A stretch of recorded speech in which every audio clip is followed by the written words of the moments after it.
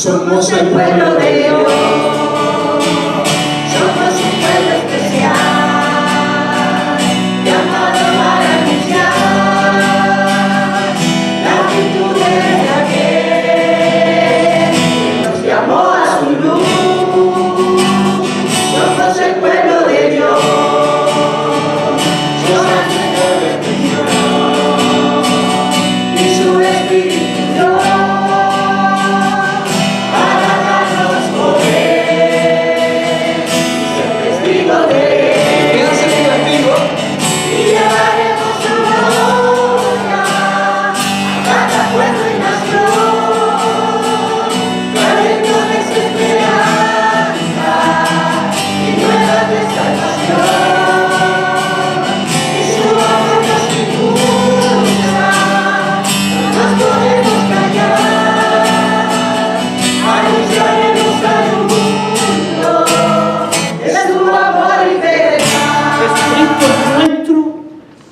Salvador, ese es el título de hoy.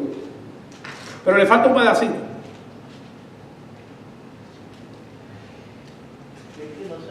¿De qué nos salva?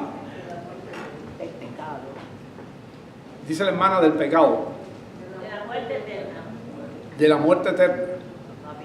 ¿Quién lo dice más crudo? Del fuego eterno. Del fuego eterno, del infierno. Que hay mucha gente que dice que no existe, pero este libro, que es nuestro libro, la palabra de Dios,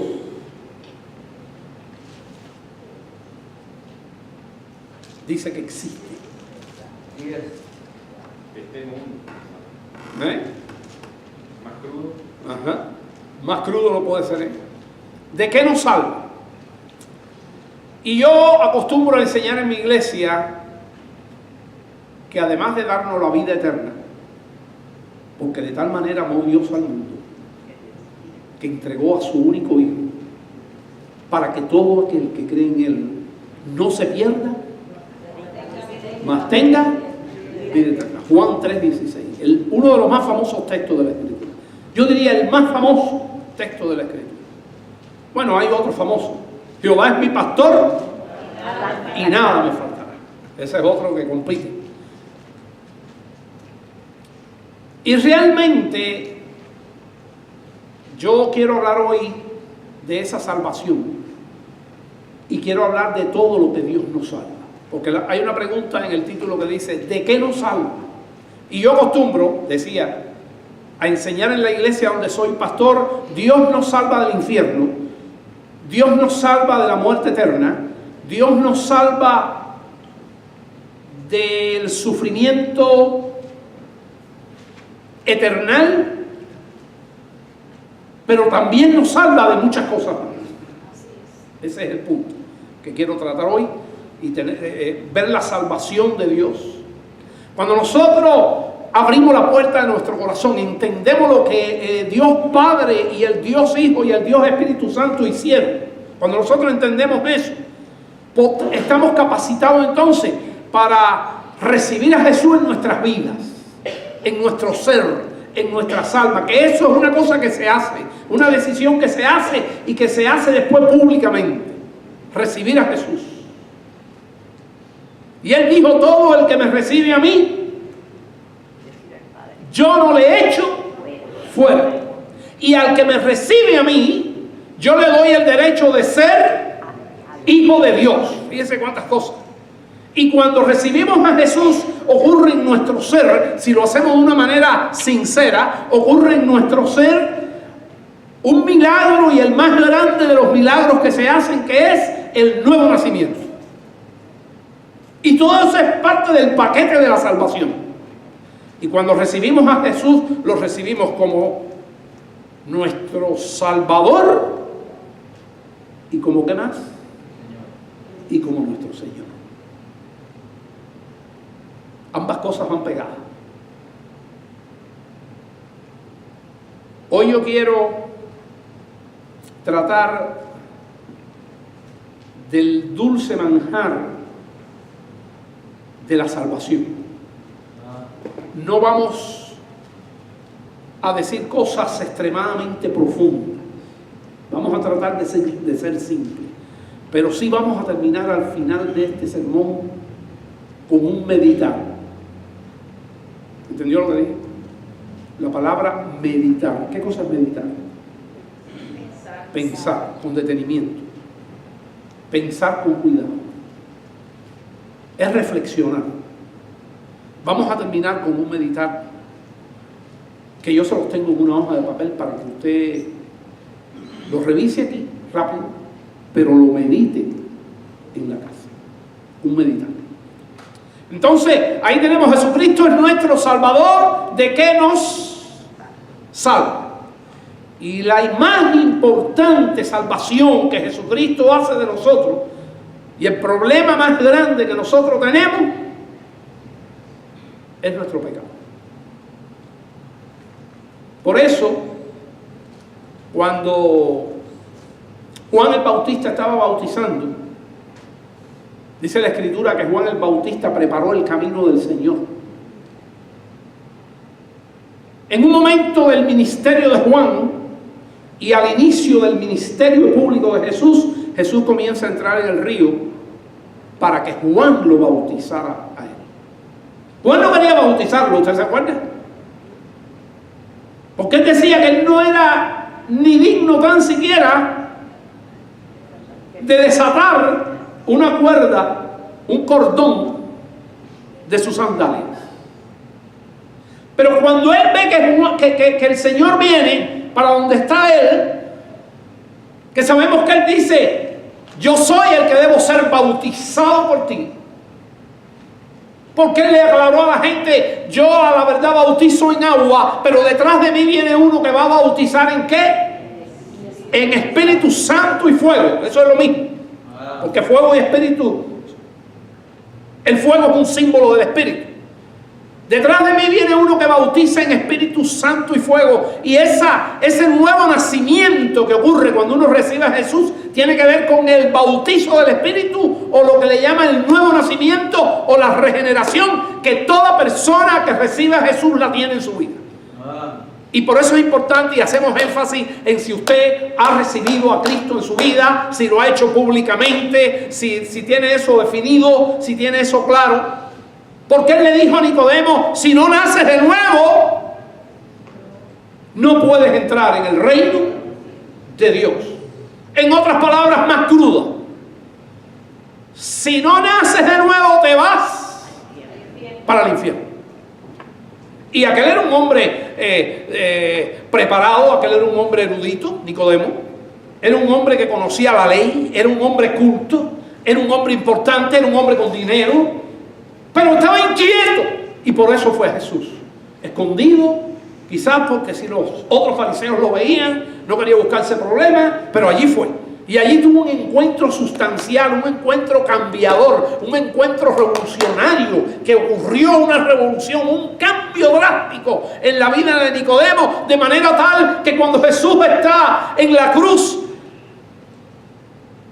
él ayuda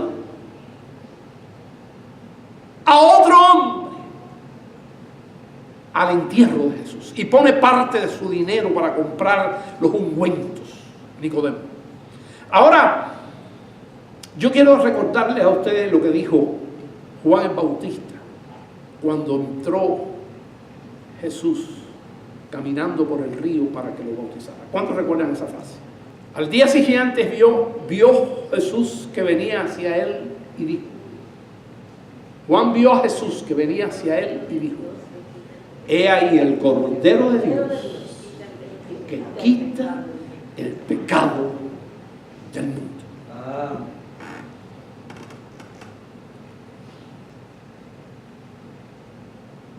Yo siento que yo le fallo al Señor todos los días. De alguna manera le fallo.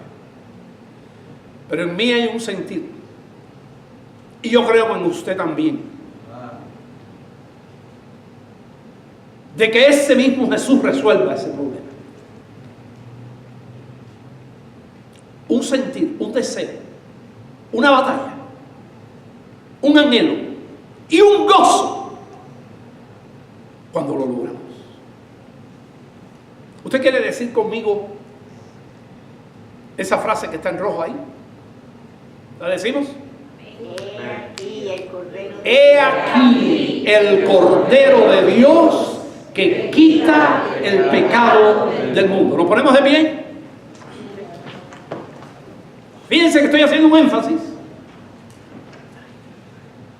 ¿Qué dijo Juan cuando vio a Jesús venir hacia él?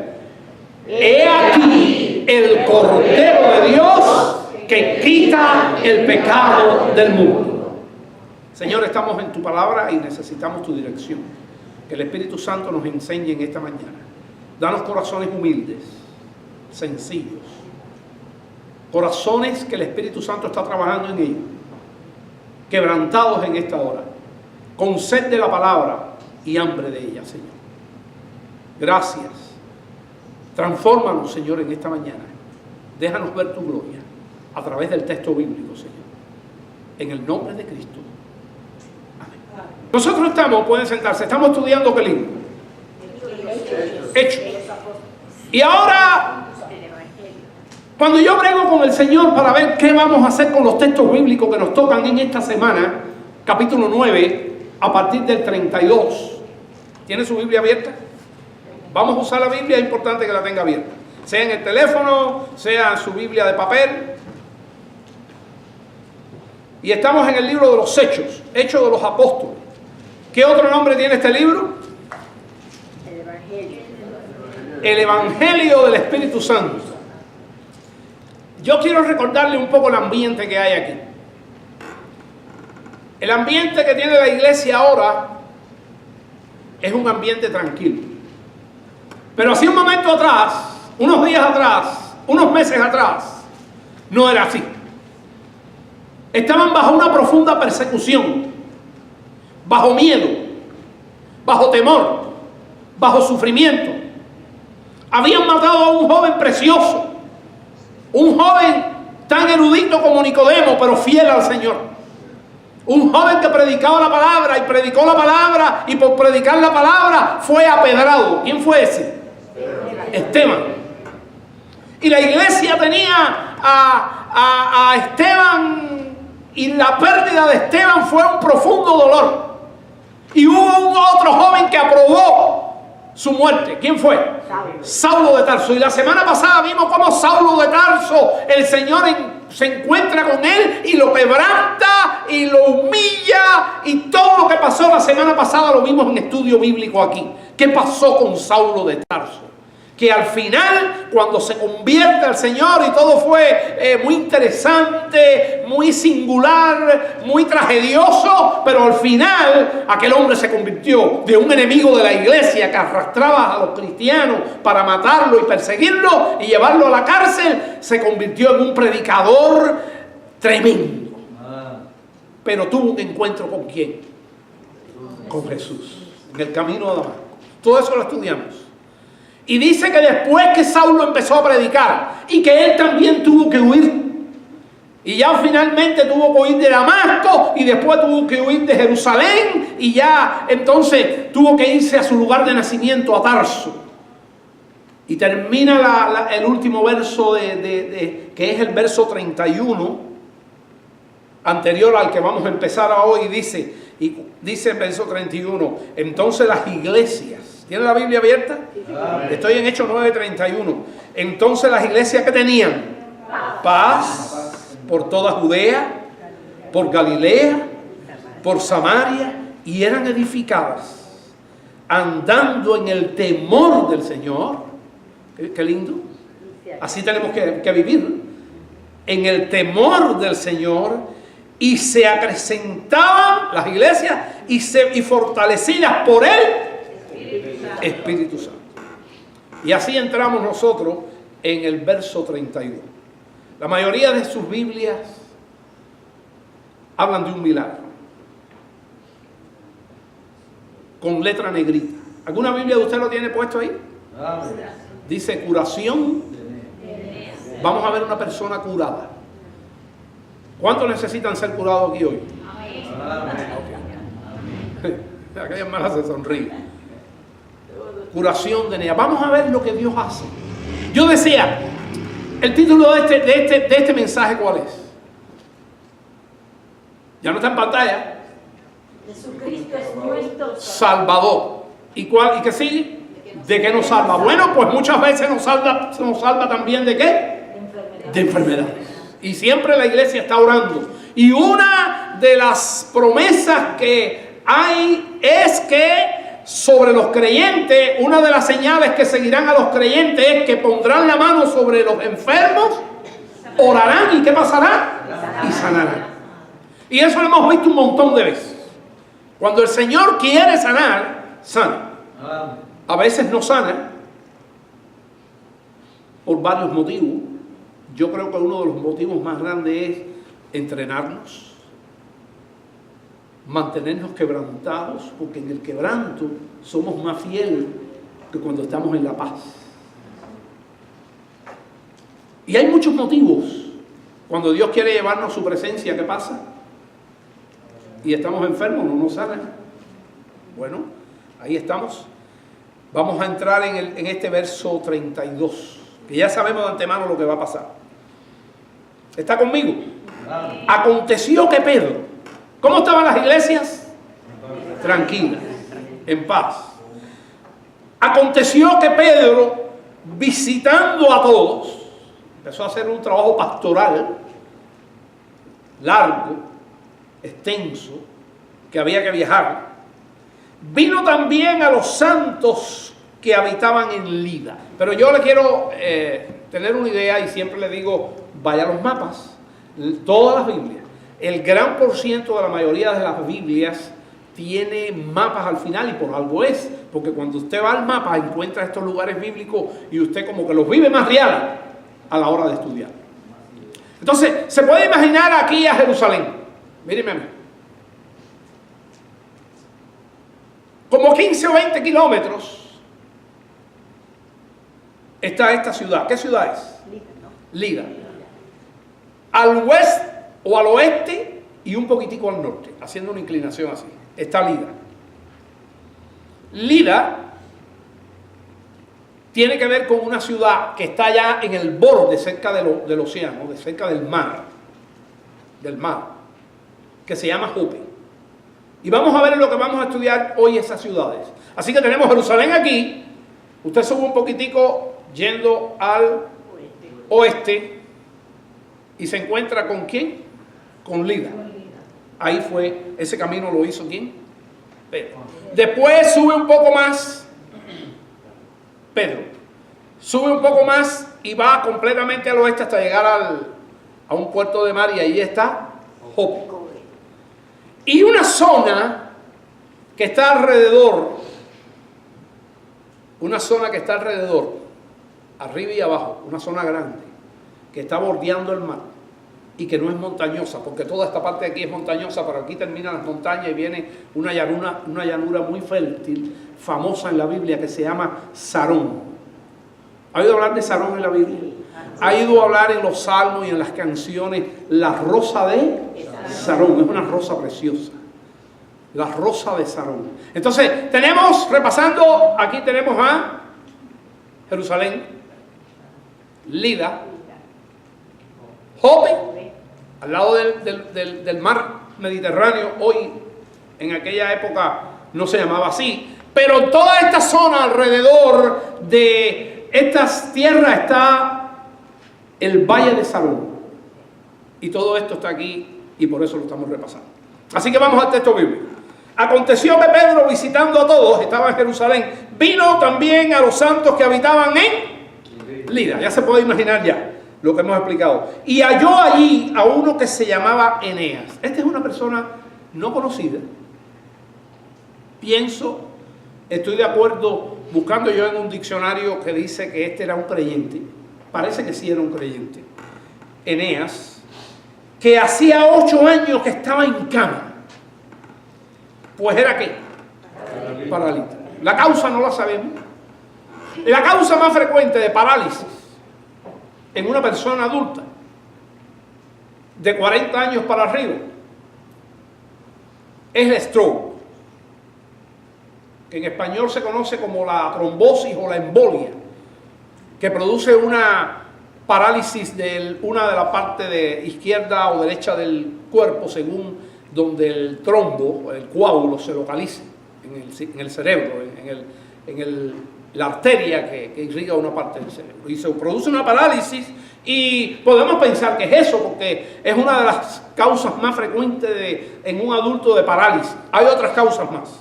Pero este estaba paralítico y llevaba ya 8 años. Yo tengo la tristeza de tener un hermano mayor mío en Cuba. Es casi como mi padre, me lleva 12 años y él tiene un stroke. Y yo creo que su stroke está cerca de ese tiempo. Aproximadamente está como en 7 años de estar enfermo, con eso mismo que tenía este hombre. Cuando leo esta historia me acuerdo de mi hermano. Y llega Pedro, este hombre, este apóstol, y le dijo, estoy en el 34, Eneas. ¿Qué le dijo, hermano? Jesucristo te sana. Jesucristo te sana. Hoy yo no puedo decir eso, y tenemos al mismo Cristo. Pero aquella era una época que, por eso yo le digo que el libro de los Hechos, la gente dice que Dios hace los mismos milagros, Dios es el mismo y hace milagros hoy. Cuando mi niña Elizabeth estaba enferma, tenía como 5 años, o quizás menos, de asma, y yo trabajaba en Cuba, trabajaba en un hospital, trabajaba de pastor en una iglesia y estaba bien ocupado. Y mi niña casi ingresaba cada 2 o 3 meses un ingreso. Muy difícil el asma desde pequeñita. Hicimos caso a lo que dice el libro de Santiago. Buscamos una hermana que era una líder en la iglesia, ya anciana, mayor, y oramos por ella. Y hago mención del libro de Santiago porque la ungimos con aceite. El aceite es un símbolo del espíritu, el aceite es un símbolo de la medicina en aquella época. Hoy todavía se usa en algunas enfermedades como medicina. Y lo ungimos con aceite. Y dice la Escritura, llamen a los ancianos de la iglesia cuando haya enfermo entre nosotros y oren por él. Y la oración de fe sanará al enfermo. Y dice después, y sus pecados le serán perdonados. Llamé a aquella hermana y oramos por ella. Y pasaron como 3 o 4 meses y no había ingreso. Hasta que yo me di cuenta y le dije, Vilma, ¿no te das cuenta que Elizabeth no ha tenido un ataque de asma más? Hasta el día de hoy. Pero Dios siempre no hace eso. Dios es soberano y Él va a actuar. Y nosotros no podemos poner nuestra fe cuando oramos. ¿Cuántas veces oramos aquí por nuestra hermana Loida? Y se recuperaba y de pronto aparecía un cáncer por otro lado, ¿recuerda? Pero ella era firme, y firme, y firme. Yo decía, ¿qué clase de mujer esta? Y para mí, yo recuerdo a la hermana Loida como la hermana fiel en las buenas. ¿Y qué le tenemos que decir? Y en las malas. Pero está su esposo Dios.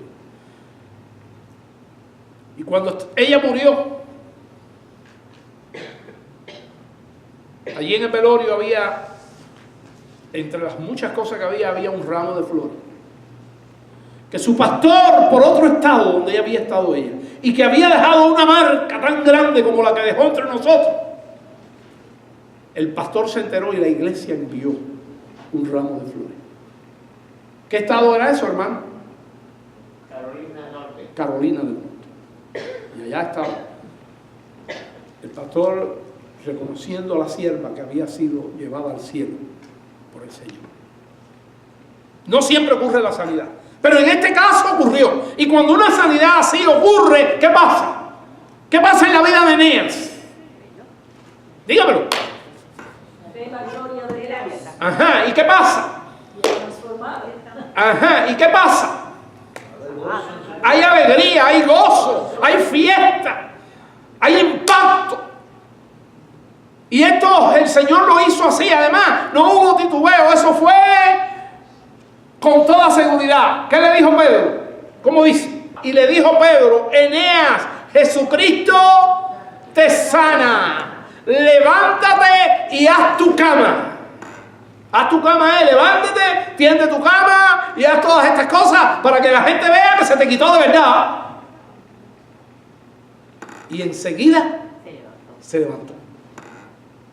Entonces, estas cosas uno las lee y esto nos da la fe. Dice la Escritura que la fe viene por el oír. Y no por oír caso cerrado. Ni por oír todas las basuras que este mundo nos da. ¿Por oír qué? ¿Qué dice la Biblia? La palabra de Dios. Y nosotros tenemos que estar firmes ahí, con la Biblia, every day, dedicándole tiempo de calidad, no un texto. Ustedes saben cómo le llamaban a las promesitas en Cuba, en la iglesia nuestra. Y no es el reverente, es solamente para dar una ilustración, porque hay gente que cuando se va para trabajo agarra la promesita y le dice, ¡ay, qué bueno, qué promesita más linda! ¡Pum! Y cuando llega a la casa no hay más nada de Biblia, y si acaso cuando se acuesta, ¿otra qué? Promesita más. Bueno, quizás esta palabra no la entienden todos los hispanos, pero los cubanos sí. Croqueta. ¿Qué cosa es una croqueta? Una comida. Bueno, decíamos en la iglesia, no se puede vivir la vida espiritual con una croqueta por la mañana y una croqueta por la tarde. Usted tiene que hacer una comida fuerte o dos comidas fuertes en el día. Y la pregunta es, ¿lo hacemos o no lo hacemos? ¿Para alimentar qué? No el cuerpo, sino ¿qué cosa? El espíritu y el alma. Entonces, este es un milagro que uno lee y se goza. Si usted le medita y le dice, Señor, enséñame algo en esta porción, así se lee la Biblia, y Dios le pone pensamiento. Pero mire lo que dice el 35. Y les vieron, esto lo vieron, este milagro lo vio, conocían a este hombre. ¿Cuántos años llevaba paralítico? 8 años. Y le vieron todos los que habitaban, ¿dónde? Lida era una ciudad que no era grande, pero era una ciudad que tenía comercio, por las líneas que tenía de carretera. Y dice aquí, los que habitaban vieron esto, los que habitaban en Lida. ¿Y en qué lugar más? Y en una zona extensa que es Aarón. Por eso estábamos hablando del mapa. Los cuales, dice todos, los cuales, ¿qué cosa? Ese milagro fue más grande todavía. Todo el mundo allí se convirtió al Señor. Cuando Pablo sale de ahí, cuando Pedro sale de ahí, lo que deja ahí es una bomba, una iglesia, una ciudad entera, ¿qué cosa? Convertida al Señor. Entonces nosotros nos tenemos que dar cuenta que el libro de los Hechos, tenemos que tener cuidado a sacar doctrinas del libro de los Hechos, porque es un libro histórico, y tenemos que darnos cuenta del momento histórico en que está ocurriendo, donde la iglesia se está fundando, donde la iglesia se está creando, y donde existen los milagros, que hoy son muchos más escasos. Ocurren, y yo creo que para mí lo que pasó con mi hija es un milagro. Y yo tenía que predicarlo porque nadie lo vio. La veíamos la señora, los hermanos de la iglesia que la señora Coró, los hermanos de la iglesia que le hicimos el testimonio y unos cuantos más se enteraban, pero ya. Pero sin embargo la iglesia estaba en aquella ciudad donde yo era pastor. Ya estaba fundada. Pertenecíamos a una convención que tenía más de 200 iglesias en Cuba. Ya estaba fundada. Entonces, ahí está. Y que usted pasa por los textos bíblicos y saborea el mapa y dice, mira, Sarón. Y si usted tiene un diccionario bíblico, que es bueno tenerlo, va a Sarón y le va a explicar. Sarón era tan fértil, Sarón era tan linda, y era tan importante económicamente en cuanto a cultivos, no solamente de rosas, sino de todos los cultivos, que el rey David, esto es una información aparte que le estoy dando, el rey David, cuando era rey, que el reino estaba unido en Israel, David puso allí hombres, gente, oficiales que atendían de una manera muy especial esa zona, porque era una zona que había que atender bien, porque era muy buena para la economía del país. Sarón. Y daba unas rosas hermosas. Todas esas cosas uno las saborea. Y además del milagro, y saber que ese es el Dios que tenemos. porque somos hombres y mujeres de fe. Y lo que agrada al Señor es nuestra fe. Dice la Escritura, sin fe es imposible agradar a Dios. Ahora, seguimos en el 36. Ahora ocurre algo más tremendo todavía. Dice, había entonces en Jope, ¿se acuerdan el mapa? ¿Pegado a dónde? Al Mediterráneo. Había entonces en Jope una discípula llamada Tabita. Esta sí dice que es cristiana. Aquel parece que también era cristiano, pero la Biblia no lo dice. Que traducido quiere decir Dorcas. Esto significa como gacela. Esta abundaba en buenas obras. Era una mujer que hacía el bien. Y en limosnas. Era una mujer que tenía cierta posición y daba a los que no tenían. Y aconteció que en aquellos días enfermó y murió. Triste, ¿verdad? Triste. Y para la iglesia, triste. Para la iglesia que estaba en Jope. Después de lavada, la pusieron en una sala. Y como Lida, está el mapa ahí, ¿verdad? Estaba cerca de Jope, estaba como 15 kilómetros. Los discípulos, oyendo que Pedro estaba allí, en Lida, le enviaron 2 hombres a rogarle, no tardes en venir a nosotros. Levantándose entonces Pedro, fue con ellos. Y cuando llegó, le llevaron a la sala, donde les rodearon todas las viudas y gente que estaba allí llorando y mostrando las túnicas y los vestidos que Dorcas hacía cuando estaba con ella. Entonces aquí Pedro hizo algunas cosas parecidas a Jesús, parecidas a algunos profetas. Dice que sacando a todos, Pedro se puso de rodillas y oró. Dice, esto lo hizo Jesús, de sacar a la gente. Si vamos al Nuevo Testamento, allí a los evangelios, en sanidades que Jesús hizo, vemos esto. La única diferencia aquí, estuve leyendo, y es verdad, Jesucristo nunca se arrodilló para orar. Pero Pedro sí lo hacía. ¿Pueden marcar alguna diferencia con eso? Yo creo que Jesucristo ahí no lo hacía porque era ¿quién? Era Dios. Este se arrodilló y oró. Y volviéndose al cuerpo, dijo, Tabita, levántate. Y ella abrió los ojos y al ver a Pedro se incorporó. Eso en inglés lleva un wow. ¿Sí o no? Yo quiero volver a leer este 40. Entonces, sacando a todos, Pedro se puso de rodillas y oró, y volviéndose al cuerpo, dijo, Tabita, levántate. Y ella abrió los ojos, y al ver a Pedro, se incorporó. Y eso nos pone a pensar otra vez, el Dios que tenemos. Y al ver a Pedro, se incorporó. Y dándole la mano, estoy en el verso 41, la levantó entonces, llamando a los santos y a las viudas, y la presentó viva. Esto fue notorio en toda Jope. Wow. Y muchos creyeron, no todos. Aquel fue un milagro de sanidad, no una resurrección, y todos creyeron. ¿Aquí creyeron cuántos? Muchos, pero no todos, por lo menos la Biblia no lo dice así. Y aconteció que se quedó muchos días, él se quedó en Jope. La gente, había una alegría allí, un gozo tremendo en aquella iglesia y la gente convirtiéndose. Y allí se quedó él, cuidando aquello allí, dando un poco de discipulado, me imagino. Y aconteció que se quedó muchos días en Jope, en casa de un cierto Simón curtidor. Y hasta el libro de los Hechos vamos a llegar hoy aquí. Y yo voy a explicar la semana que viene qué importancia tiene que él se haya quedado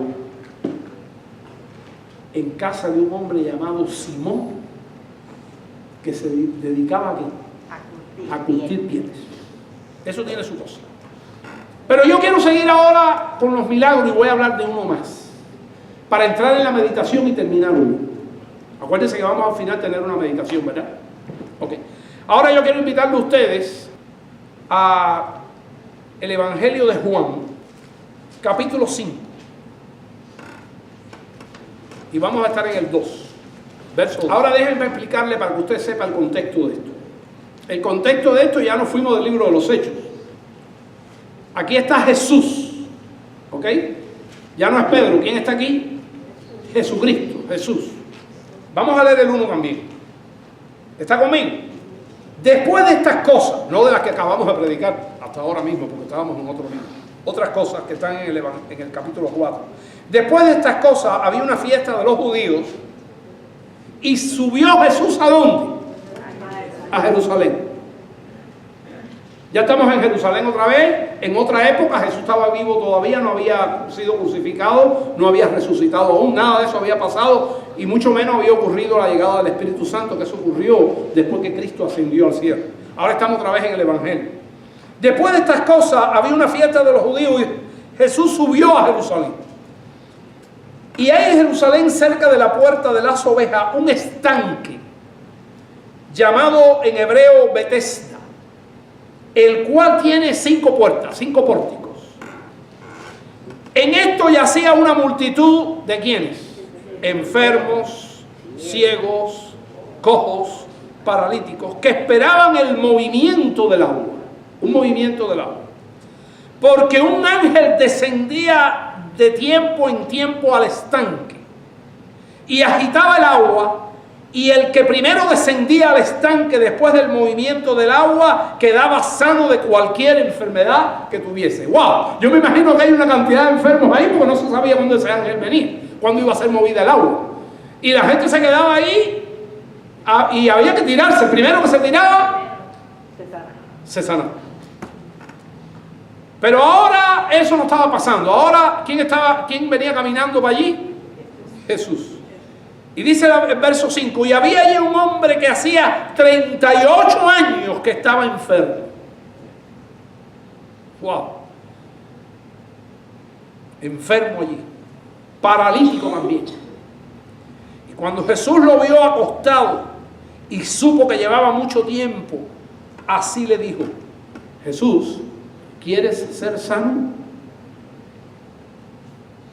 Y él le responde: Señor, le respondió el enfermo, no tengo quien me meta en el estanque cuando se agita el agua.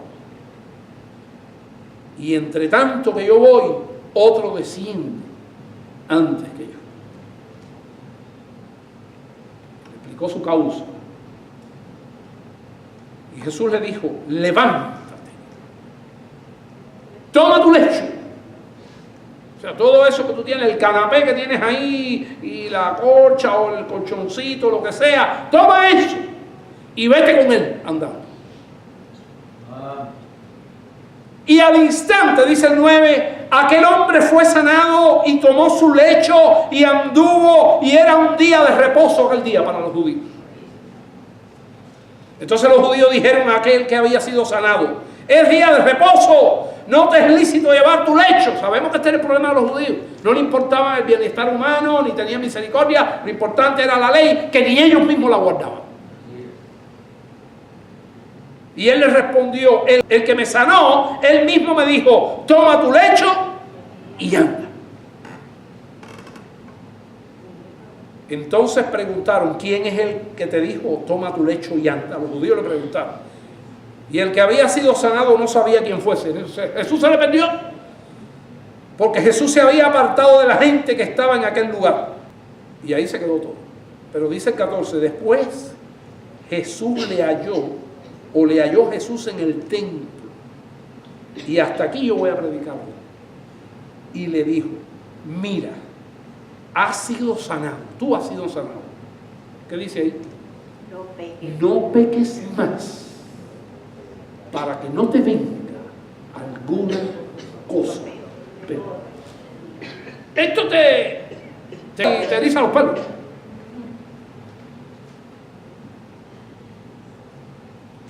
Entonces este texto es un texto difícil de interpretación.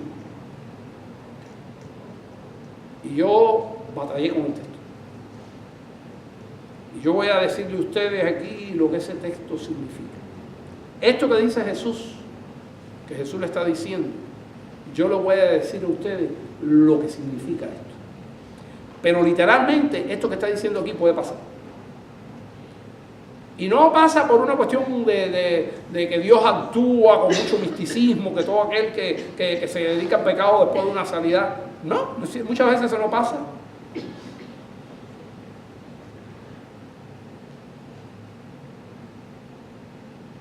Diez leprosos fueron, ¿qué cosa? Sanados. Los 10 fueron al sacerdote, porque era el requisito para ser sanado. Y en el camino fueron, ¿qué? Limpios. ¿Y cuántos regresaron atrás? A dar gracias. Uno. Y aquellos 9, yo no puedo decirle a nadie que les vino algo peor. Pero para la iglesia de hoy, estas palabras de Jesucristo tienen un mensaje que tenemos que interpretar bien. Y usted se puede encontrar por ahí un predicador que diga, no, te va a partir un rayo si vuelves a pecar. Eso no, yo no estoy seguro de eso, sobre todo si son cristianos. Y aún no siendo cristiano tampoco. Pero puede pasar, es una cosa que no estoy negando, puede pasar. Pero cuando tú lo ves en la práctica, no siempre pasa. Ahora, ¿qué mensaje tiene esto para nosotros? Y esta es la parte donde vamos. Esta es la meditación, y aquí trato de explicar cuál es la posición que tenemos que tener ante este texto de difícil interpretación. Dice, somos cristianos, esto es especialmente para cristianos, esto lo va a entender un cristiano. Uno que no tenga a Cristo en su corazón no va a entender muy bien esto. En el tiempo de la tribulación, que cada rato cae en nuestras vidas, ¿sí o no? Estamos muy felices y de pronto algo viene. O es una enfermedad de un ser querido, o un accidente, o cualquier cosa. Una mala noticia. En el tiempo de la tribulación, y como estamos hablando de enfermedades, o de enfermedad, porque es lo que hemos expuesto, buscamos al Señor con quebrantamiento, ¿sí o no? Sí. Y hacemos planes de qué, en ese batallar, y mientras más largo se hace, de ser más fieles, de fidelidad, de más compromiso y servicio al Señor. ¿Está bien? ¿Eso está bien así? Es verdad que eso pasa. Eso le pasa a los cristianos. Al inconverso no. El inconverso está enfermo y oran por él y él no hace compromiso en él, quiere resolver el problema de él. Y eso fue lo que le pasó a aquellos leprosos. Pero muy a menudo sucede que con el gozo y la alegría de disfrutar la oración contestada, ya el Señor de pronto nos contesta, y de haber recobrado la salud, nos olvidamos de los votos hechos durante la enfermedad y el problema. En la calma y en la paz y en nuestra ausencia de sufrimiento, se ve a veces amenazado nuestro buscar espiritual. ¿Sí o no? Bueno sería que después de pasar las pruebas grabáramos estas palabras de Jesús en nuestros corazones, cuando estemos en la bonanza, cuando estemos cuando todo vaya bien. No pequéis más, porque no os venga una cosa peor. Solamente como un recuerdo. Si hay una cosa que nosotros tenemos que odiar, es el pecado. Y sobre todo, el nuestro. Lo que Jesús quiso decir con esa palabra al sanado paralítico de Betesda fue que cuando el bienestar y la salud circulen una vez más en nuestras venas, debemos volver a nuestros quehaceres ordinarios con un odio más profundo al pecado. Depender totalmente de Jesús. Fíjense que son varias cosas. Un odio más profundo al pecado. Depender totalmente de Jesús y con un compromiso más firme de velar sobre nuestras propias acciones y de vivir para Dios. Con esto sello mi palabra en este día. Señor, alabamos tu nombre y te damos gracias. Alguien te pregunta por ahí, ¿dónde está